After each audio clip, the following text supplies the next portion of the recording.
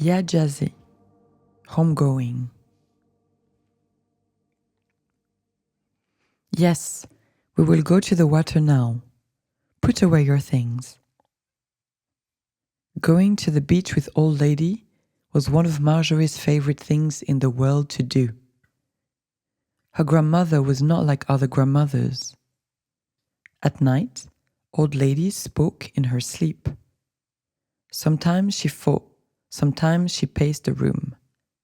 Marjorie had heard the stories about the burns her grandmother carried on her hands and feet, about the one on her father's face.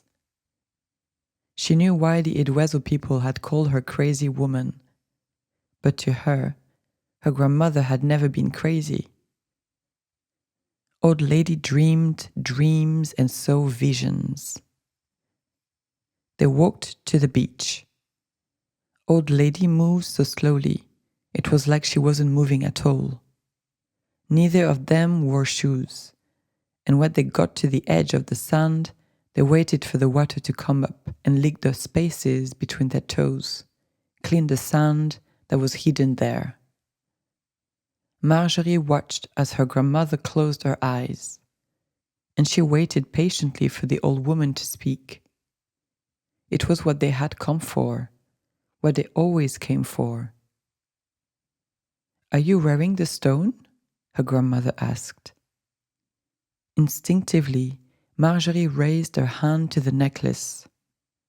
Her father had given it to her only a year before, saying that she was finally old enough to care for it.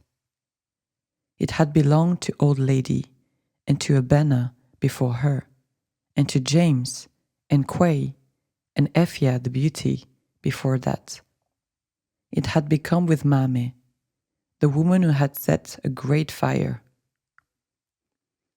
Her father had told her that the necklace was a part of their family history, and she was to never take it off, never give it away. Now it reflected the ocean water before them, gold waves shimmering in the black stone.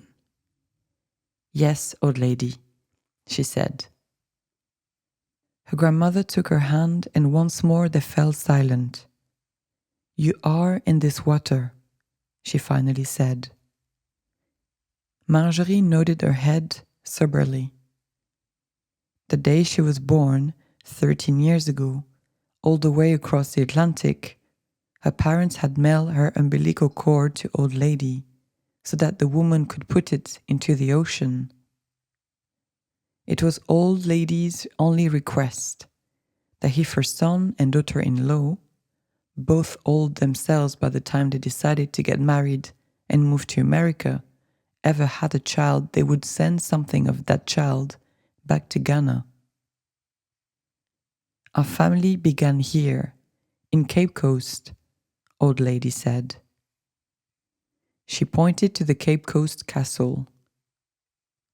"In my dreams, I kept seeing this castle, but I did not know why. One day, I came to these waters, and I could feel the spirits of our ancestors calling to me. Some were free, and they spoke to me from the sand, but some others were trapped deep, deep, deep in the water, so that I had to wade out to hear their voices. I waded out so far. The water almost took me down to meet those spirits that were trapped so deep in the sea that they would never be free. When they were leaving, they had not known where they came from, and so dead, they did not know how to get to dry land. I put you in here so that if your spirit ever wandered, you would know where home was." Marjorie nodded as her grandmother took her hand and walked her farther and farther out into the water. It was the summer ritual. Her grandmother reminded her how to come home.